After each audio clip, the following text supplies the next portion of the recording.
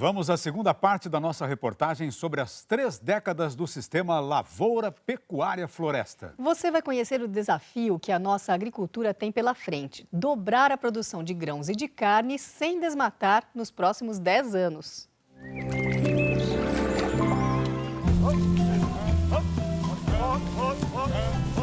A conquista do cerrado com a correção do solo e a criação de plantas adaptadas ao nosso clima, principalmente a soja, fez a explosão da agricultura brasileira para nos tornar um dos maiores produtores de carne e grãos do mundo. Calcula-se em 30 milhões de hectares os pastos que precisam ser renovados só no cerrado. É uma área enorme, equivale ao espaço que hoje é ocupado por toda a nossa agricultura. Recuperar essas terras seria como criar um novo Brasil agrícola ao lado do atual. Esse é um dos grandes objetivos da integração lavoura, pecuária, floresta. Nós não temos mais necessidade de desmatar. Muito pelo contrário, nós temos que reflorestar. O nosso negócio hoje no Brasil é esquecer a palavra desmatamento, é lembrar da palavra reflorestamento e recuperar áreas que até então foram degradadas em todas as regiões brasileiras. Em cerca de 3 milhões de hectares, já se usa o sistema de integração lavoura-pecuária no Brasil. E uma área difícil está sendo enfrentada agora: a recuperação de solos arenosos, como mostra essa reportagem feita pelo César Daci, no oeste de São Paulo. 70% de toda a área dessa região é formada por um solo de baixa fertilidade, com estrutura frágil, como dizem os técnicos. E quando uma terra nessa condição não recebe o tratamento adequado, olha só o tamanho do estrago que pode surgir na propriedade. O estado de São Paulo tem 9 milhões de hectares com pastagens degradadas e quase a metade está na região oeste, segundo o agrônomo Edemar Moro, do Grupo de Pesquisa Agropecuária do Oeste Paulista. O pecuarista é muito tradicional, ele sempre explorou extensivamente a pastagem. Ele não olha para a pastagem como uma cultura. Ele só tira os nutrientes ano a ano, explorando com pecuária, e não repõe o que vai sendo levado embora do sistema através da carne. Mas no meio dessa realidade, algumas propriedades estão chamando a atenção por causa do vigor dos pastos, depois que incorporaram o sistema lavoura-pecuária. A chave dessa mudança é a gestão, para produzir de forma intensa o ano todo. E isso não depende nem de ser o dono da terra. Há 3 anos, o agricultor Pedro Filippini arrendou 20 hectares em Paraguaçu Paulista para iniciar a integração. Hoje já conta com 100 hectares. Numa área que antes era produzida aproximadamente 3,3 arrobas por hectare, hoje, no mesmo período, em um ano, a gente produz 6 arrobas e meia. Além disso, mais uma safra de soja com aproximadamente 3 mil quilos de grãos. O rodízio adotado por aqui respeita o seguinte calendário. Em outubro, ocorre o plantio da soja. A colheita vem em março do ano seguinte. Daí, o capim entra em abril. Em junho vem o gado, que permanece na área até setembro. Em outubro, o ciclo recomeça. Ô Pedro, suas contas estão fechando? Graças a Deus estão fechando sim. Isso é de dar inveja a empresas de muitos outros ramos que são mais competitivos do que a agricultura. Nesse momento, você pode estar se perguntando de onde vem o dinheiro para o sistema de integração. O superintendente do Banco do Brasil, em Presidente Prudente, é categórico. Tem dinheiro para o agricultor financiar, tem dinheiro para o pequeno produtor, médio produtor e grande produtor. E os juros estão girando em torno de quantos? Eles oscilam entre 2,5% ao ano até 8% ao ano, dependendo do enquadramento do produtor.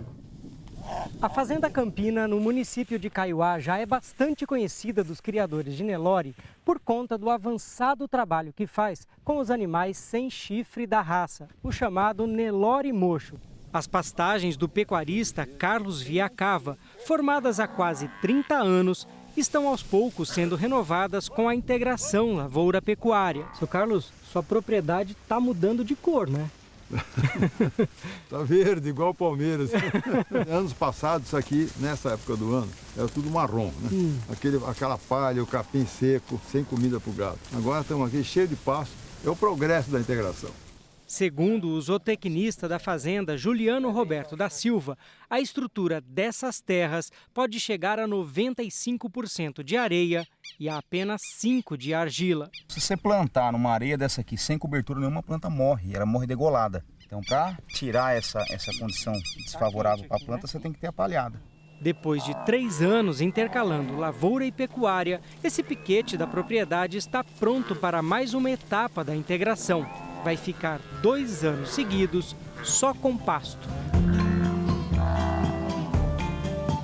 Voltamos a Goiás, agora para falar de um ponto que muito anima os aplicadores da integração lavoura-pecuária. É que ela favorece o meio ambiente. Quando se diz que a integração é um sistema de baixa emissão de carbono, o que isso significa? Isso significa, dentro da integração, que o solo está vegetado o ano todo. E um solo vegetado é um solo que absorve carbono e não emite. Quem emite são os pastos degradados. Um outro detalhe também importante é quando nós temos a árvore de fato sequestra o carbono. Porque ela pega o carbono, tira do ar e quando nós usamos para a indústria madeireira, nós estamos sequestrando definitivamente. Esse assunto da integração lavoura, pecuária, floresta ganhou tamanha importância que foi criada uma Embrapa só para isso. Ela está instalada em Sinop, no Mato Grosso. Quem mostra para a gente é a Carol. São 72 hectares de pesquisas divididas em 10 sistemas de produção. Os 25 pesquisadores trabalham em diversas áreas, mas o foco aqui é o desenvolvimento da tecnologia da integração. Eles intensificam as pesquisas no campo e também nos laboratórios, alguns móveis. Esse trailer, por exemplo, é um equipamento que mede a emissão de gases que causam o efeito estufa. É automático, ele abre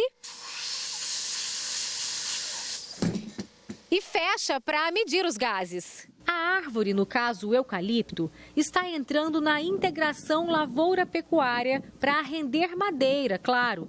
Mas não só para isso. Também contribui para o conforto animal e para o meio ambiente. Um detalhe, o eucalipto é menos adensado no sistema para permitir a circulação do gado. Esse outro aparelho foi instalado no pasto para medir a emissão de metano pelos animais. Um gás 32 vezes mais nocivo para o efeito estufa que o gás carbônico. Ele funciona assim. Sem contato com o pesquisador, o boi é atraído para o coxo com alimentação. E basta que ele permaneça por aqui por no mínimo 2 minutos para fazer a medição. Enquanto ele se alimenta, ele respira. A emissão de metano em bovinos é 95% pelo arroto do boi, digamos assim. Então, enquanto ele alimenta e ele arrota, a gente consegue medir essa emissão de metano e ter uma noção no tempo de quanto está sendo emitido por cada animal nos sistemas em que a gente está trabalhando. Segundo a Embrapa, numa pastagem de boa qualidade, um boi produz 47 gramas de metano por quilo de animal vivo.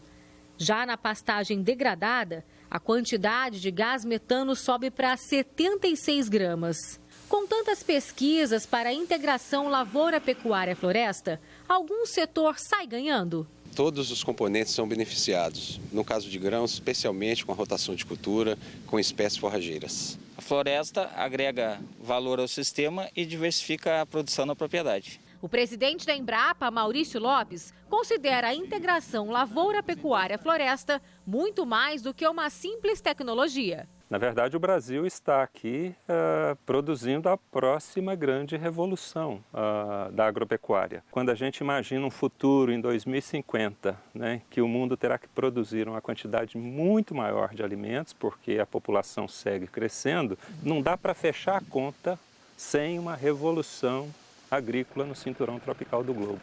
E nós estamos construindo as bases dessa revolução aqui no Brasil. Integração lavoura-pecuária-floresta é um conceito mais próximo de quem faz agricultura e um pouco distante de quem só cria gado. Mesmo assim, essa tecnologia que inova no plantio e integra os setores do campo está presente em todas as regiões do país. Para João K., já é hoje a fazenda do futuro no Brasil. Como é que você define um sistema de integração lavoura-pecuária-floresta? como o mais perfeito de todos os sistemas, porque ele é agronomicamente eficiente, ele é socialmente justo, gerando empregos, ele é ambientalmente preservador e ele é economicamente rentável. Então, esses atributos são os atributos necessários para um processo de produção agrícola, que não só privilegia o produtor, mas a sociedade e o ambiente de modo geral.